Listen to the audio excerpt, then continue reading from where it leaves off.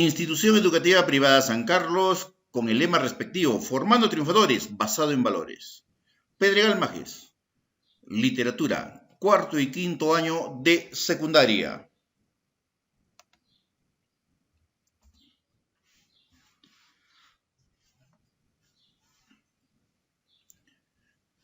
Tengan un buen día, estudiantes sancarlinos, Dios los bendiga e ilumine. Hoy día vamos a desarrollar el módulo 7, tema 4, la novela en Latinoamérica.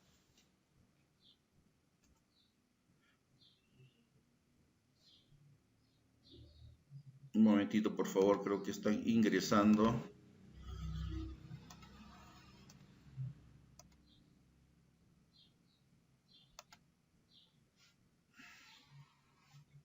Mauricio y Antonio.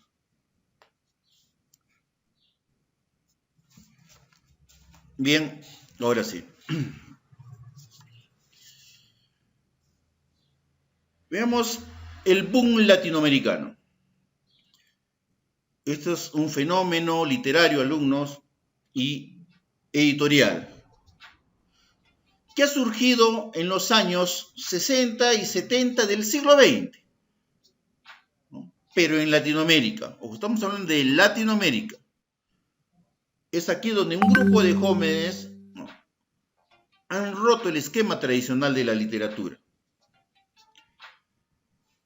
Ese realismo mágico, ¿no?, como común denominador, ¿no?, que existía, con una riqueza narrativa, que ha sacudido por los cimientos de Europa. Este grupo de jóvenes estudiantes tienen como representantes, un ratito, un mensaje de una compañera suya. Continuemos entonces. Estos representantes son Julio Cortázar, de Argentina, Gabriel García Márquez, ¿no?, Colombia, el rico café. Tenemos a Mario Vargas Llosa, ¿no?, peruano, y Carlos Fuentes, de México. Tenemos Julio Cortázar, Gabriel García Márquez, Mario Vargas Llosa, Carlos Fuentes. Se han roto, ¿cómo se llama?, ese esquema tradicional.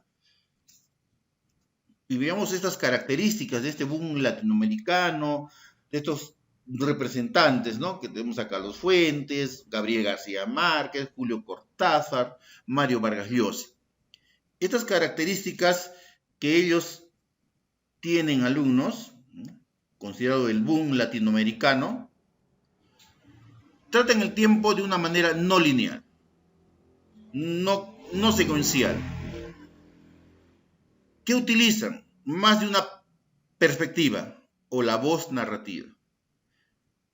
Utilizan nuevos vocablos, un gran número, incluso las palabras, ¿no?, que utilizan hasta las blasfemias.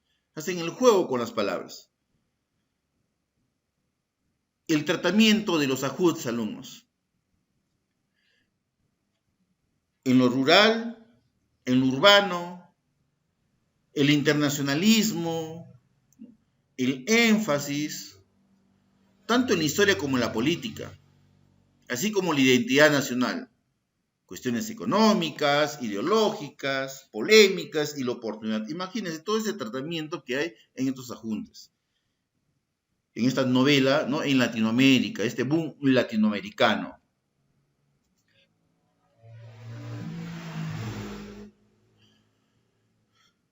Para lo cual, alumnos, tenemos a Gabriel José de la Concordia García Márquez, un literato que nació el 6 de marzo de 1928 en Aracataca, Magdalena, Colombia. Criado por sus abuelos, alumnos, él estudia en el Colegio San José de Barranquilla. Este literato, estudiantes, que después de terminar la secundaria,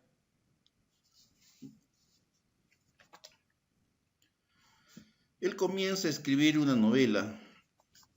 En un principio, que la titula como La Casa.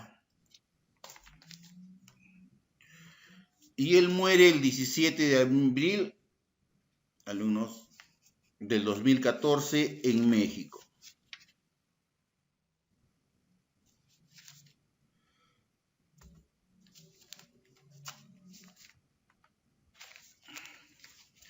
En cuanto a su producción literaria, estudiantes, tenemos La hojarasca en el año de 1955, El coronel no tiene quien le escriba en el año de 1961, La mala hora en el año de 1962, 100 años de soledad en el año de 1967, Relatos de un náufrago en el año de 1968. El otoño del patriarca en el año de 1975. Crónica de una muerte anunciada en el año de 1981. El amor en los tiempos del cólera, año 1986.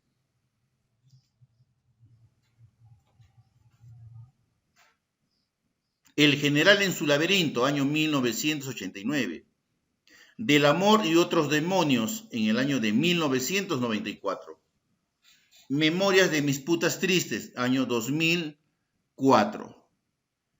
En cuanto a lo que es relación a cuentos, ¿no?, en el aspecto narrativo, Los funerales de la mamá grande, año 1962. La increíble y triste historia de la Cándida Heréndira y de su abuela desalmada, 1972. Ojos de perro azul en el año de 1974. 12 cuentos peregrinos, año 1992. Artículos y reportajes, tenemos Textos costeños en el año de 1981. Entre cachacos, año de 1983.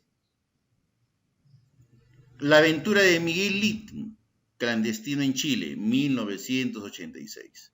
Noticia de un secuestro, 1997. En cuanto a lo que es teatro, Diatriba de amor contra un hombre sentado, 1987. Vivir para contarla, ¿no?, su autobiografía, 2002. Y la última obra que él ha escrito a alumnos, Yo no vengo a decir un discurso, en el año de 2010. Yo no vengo a decir un discurso. Al género que corresponde esta obra no es al teatro, por eso no le he puesto un guión. La están considerando como si fuera un testimonio periodístico.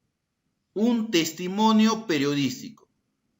Es su última obra, Yo no vengo a decir un discurso, año 2010. En cuanto a alumnos, esta obra crónica, ¿no?, de una muerte, ¿no?, anunciada, que ha sido publicada en el año de 1981, en la cual él basa su argumento en un suceso que ha ocurrido a alumnos durante la juventud del escritor, en este caso de Gabriel García Márquez.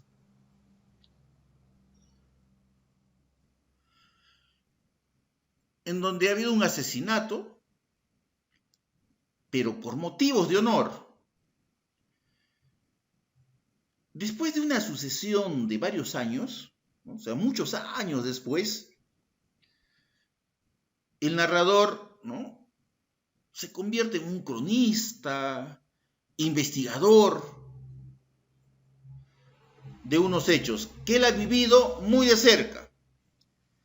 Pero, acá alumnos, él no llega a presenciar, pero sí reconstruye minuciosamente la historia. Y no oculta en ningún momento nada. No oculta el desenlace, que anuncia desde la primera frase, alumnos, de la novela.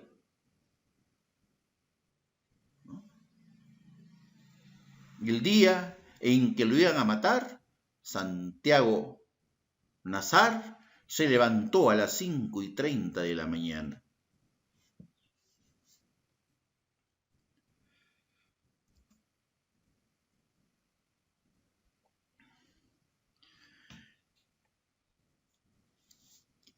Antes de ingresar a 100 años de soledad, que es otra gran obra de Gabriel García Márquez, dice crónica, ¿correcto? En esta crónica, alumnos, viene cronos de tiempo, hay una secuencia en la cual utiliza casi un aspecto descriptivo, en donde Santiago Nazar, ¿no?, que es un joven de 21 años, hijo de un árabe, Ibrahim Nazar, y de Plácida Linero. Ellos se encontraban en una noche de total juerga, ¿no?, que se había prolongado hasta pasar a las 12. ¿Pero para qué? Para festejar el matrimonio de Ángela Vicario. Santiago Nazar fue al puerto a recibir al obispo, que luego pasó por el río sin detenerse, bendiciendo desde el barco a quienes habían ido a esperar. A las 7:05 de la mañana, ¿ven cómo es el tiempo, no? Dan exacto. A las 7:05 de la mañana, los gemelos Pedro y Plácido, hermanos de la novia, ya le habían degollado como a un cerdo. Así termina el primer capítulo de la novela, que se compone de 5, estando reservados los otros 4 a contar los antecedentes de la boda de Ángela Vicario, y a seguir paso a paso, aún con más detalle que en el primero, las andanzas de Santiago Nazar, la mañana en que lo mataron. En este aspecto, estudiantes, ¿cómo es la sucesión, ¿no?, de los hechos, poco a poco, minuciosamente?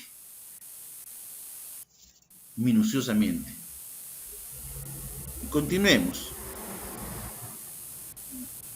Ángela Vicario, ¿no?, a quien hasta entonces no se le había conocido ningún novio, y había crecido junto con sus hermanas bajo el rigor, pues, de una madre de hierro, ¿no?, dura de carácter, y que fue obligada, pues, por su padre y hermanos a casarse con Bayardo San Román, un hombre llegado a la ciudad el año anterior, y el que a ella apenas había visto. Bayardo, ¿no?, San Román, era hijo de Petronio San Román, héroe de las guerras. ¿Pero de qué guerras? En ese tiempo, pues, eran las guerras civiles, ¿no?, del siglo anterior. Y era una de las glorias mayores del régimen conservador por haber puesto en fuga el coronel Aureliano Buendía. Por la madrugada, cuando apenas terminaron los festejos de boda, Bayardo devuelve a Ángela Vicario a la familia, porque al ir a consumar el matrimonio, descubre que la novia no es virgen, no era virgen, y era obligada por los suyos a confesar quién la ha deshonrado. Ángela Vicario le da el nombre de Santiago Nazar. Recuerdan que al inicio que Santiago Nazar era hijo de un árabe, ¿no? El nombre de este árabe era Ibrahim Nazar. Posiblemente porque no pensó que sus hermanos se atreverían contra él. O sea, había una deshonra, ¿no? Se casó, ¿cómo se llama?, sin ser virgen. El Bayardo la devuelve. ¿Pero qué sucede con estos hermanos? Dice, pero la honra debe lavarse con sangre. Y los gemelos cogen de inmediato sus cuchillos de destripar cerdos y comienzan la persecución de Santiago, con quien habían estado viviendo hasta poco antes. Pero sin embargo la realidad parecía ser que los hermanos Vicario no hicieron nada de lo que convenía para matar a Santiago de inmediato y sin espectáculo público, sino que hicieron mucho más de lo que era imaginable para que alguien les impidiera matarlo, y no lo consiguieron. A decir verdad, nunca hubo una muerte más anunciada. O sea, hicieron una propaganda única. Lo fue, lo fue incluso por medio de un papel introducido por debajo de la puerta en la casa de la víctima, un papel que nadie vio o no quiso ver hasta después de acaecidos los hechos. Hubo muchas circunstancias que hicieron que esa muerte se produjera. Santiago siempre entraba y salía de su casa por la puerta trasera. Lo hizo ese día por la principal, donde los gemelos que sabían que nunca la usaba, le estaban esperando para que todo les viera. La puerta seguía todavía abierta. Cuando Santiago, avisado desde un balcón de que los gemelos se acercaban para matarle, buscó refugio en la casa. Pero en el último momento, creyendo que había entrado, cerraron la puerta desde dentro, y a los vicarios no les quedó más remedio que hincarle sus cuchillos. A Santiago solo le quedaron fuerzas para arrastrarse, con las tripas fuera, hasta la cocina de su casa y morir. Muchas cosas quedan sin aclarar entre ellas. Si es verdad que había sido Santiago quien deshonró a Ángela, cosa que ella siempre afirmó, aunque sin demasiada convicción. Desde el momento en que Bayardo la devuelve a los suyos, Ángela, ¿no?, en este caso Ángela Vicario, ¿no?, que se había casado con él sin estar enamorada, sintió que estaba en su vida para siempre.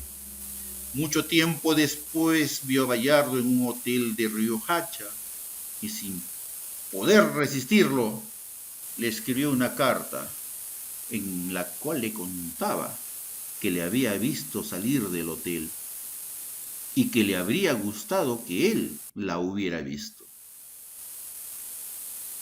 A pesar de que no obtiene respuesta, le sigue escribiendo. Primero una carta al mes, luego una por semana, durante media vida. Finalmente Bayardo regresó junto a ella. Llevaba la maleta de la ropa para quedarse y otra maleta igual, con casi 2000 cartas que ella le había escrito, ordenadas por sus fechas en paquetes cosidos con cintas de colores, y todas sin abrir. Alejada de los rasgos del realismo mágico, Crónica de una muerte anunciada, Estudiantes, es una novela rápida que sigue paso a paso, casi cronométricamente, los sucesos. Tiene una gran riqueza, algunos de la caracterización de esos personajes, el mismo ambiente, ¿no?, parecido al resto de su producción. Y el lenguaje que utiliza Alumnos es de esta corriente literaria, el barroco, igualmente que en obras anteriores. Imagínense, ¿no?, Crónica de una muerte anunciada. Hasta por debajo de la puerta le colocaron, como se llama, algunos papeles. Veamos 100 años de soledad, alumnos. 100 años de soledad, Estudiantes, pertenece al género narrativo, especie novela, forma prosa, su corriente es el realismo mágico. Aquí en esta estructura, alumnos, hay 4 secuencias. Estas secuencias se dan, alumnos, en lo que es en el tiempo y mundo, o mundo y tiempo. Y estas secuencias son el mundo y el tiempo mítico de los fundadores, el mundo y el tiempo histórico que introduce al coronel Aureliano Buendía y sus guerras,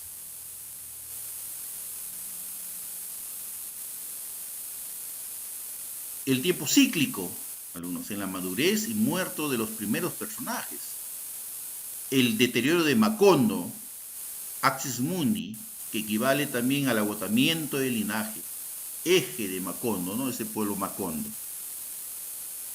¿Cuáles son los temas, alumnos? Los temas tenemos el incesto. ¿Qué quiere decir con el incesto, alumnos? Era pues la relación que había entre parientes. Se marcan dentro del mismo nacimiento de un hijo con cola de cerdo.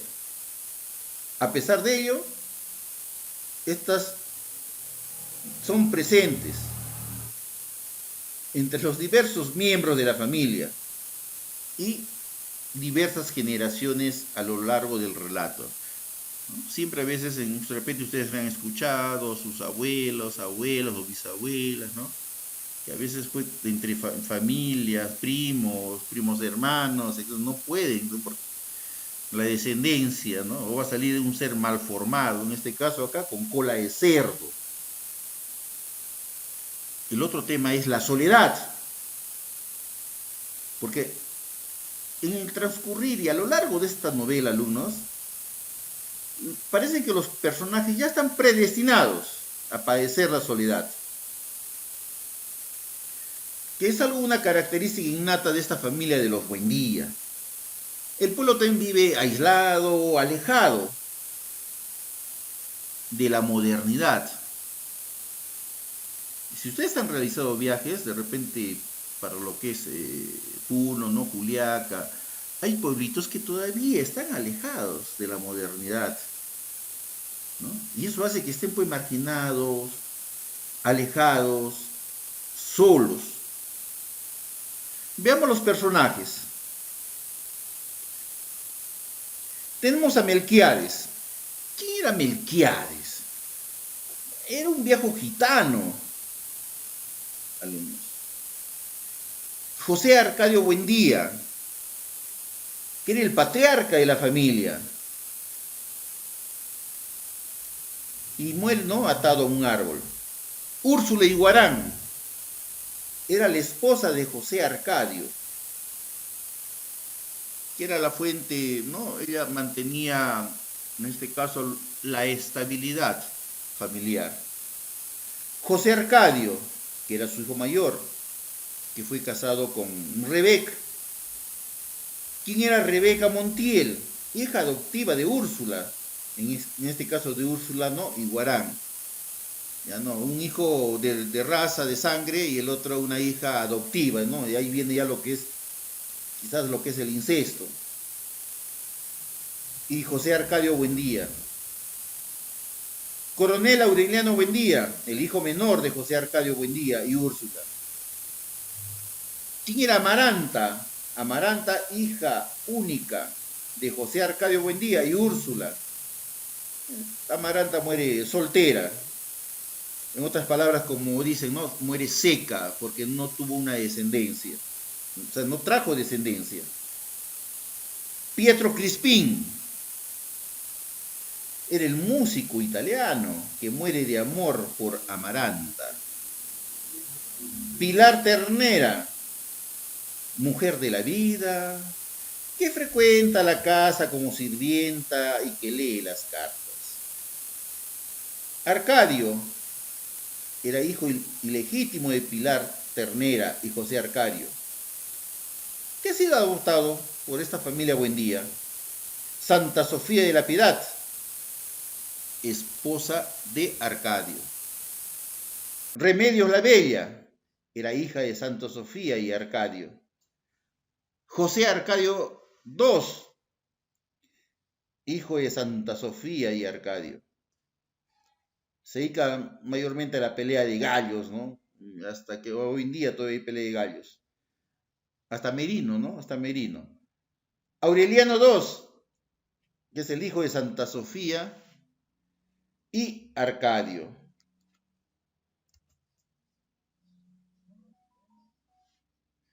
Tenemos a Fernanda del Carpio, descendiente, pertenecía a una familia aristocrática. Era una mujer, en este caso, presuntuosa, puritana.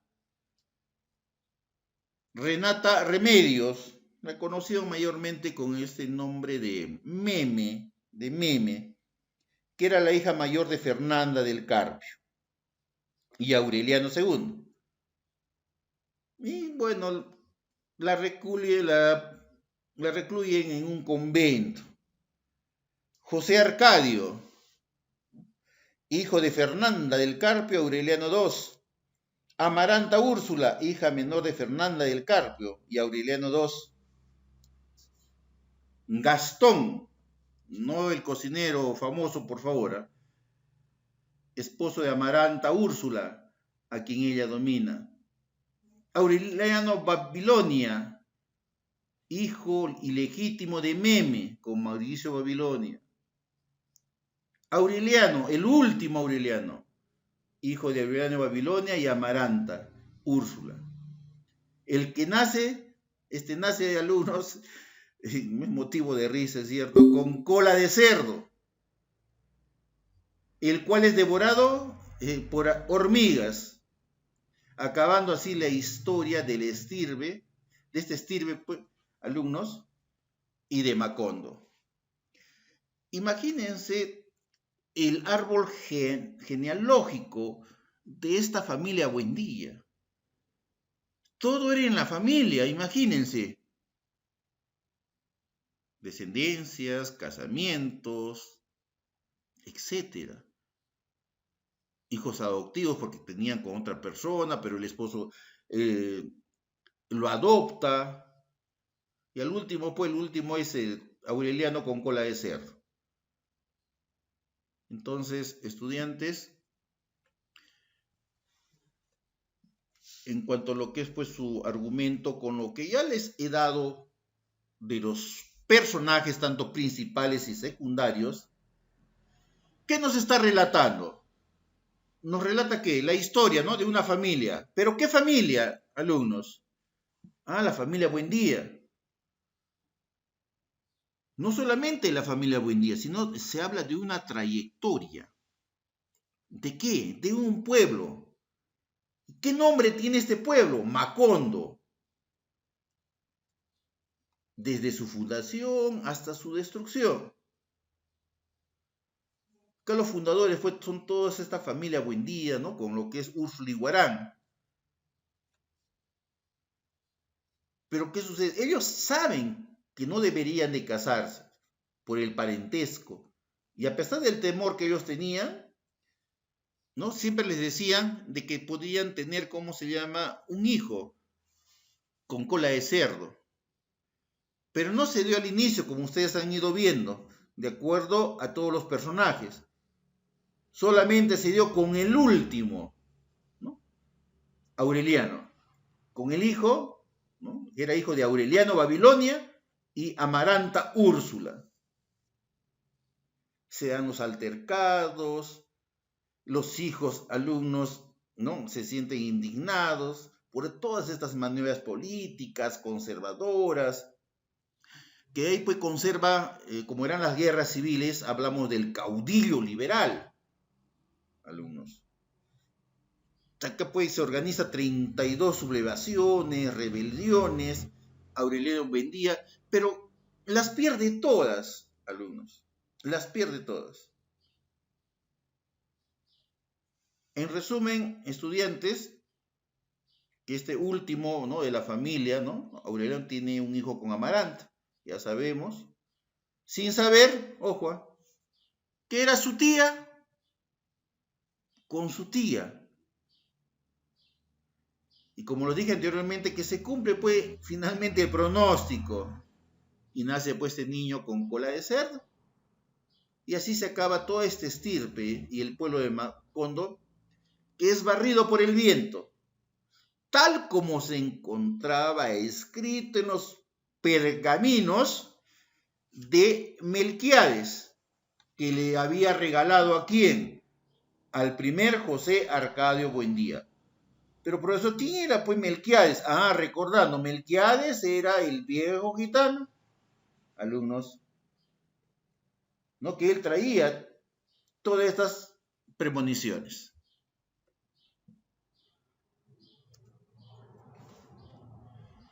Melquiades. Con la información brindada a alumnos, realizan un organizador visual en su cuaderno, le toman una fotografía, envían a la plataforma, o si no, también me lo envían, como se llama, mi WhatsApp personal. Bien, ahora estudiantes, vayamos ingresando a lo que es la plataforma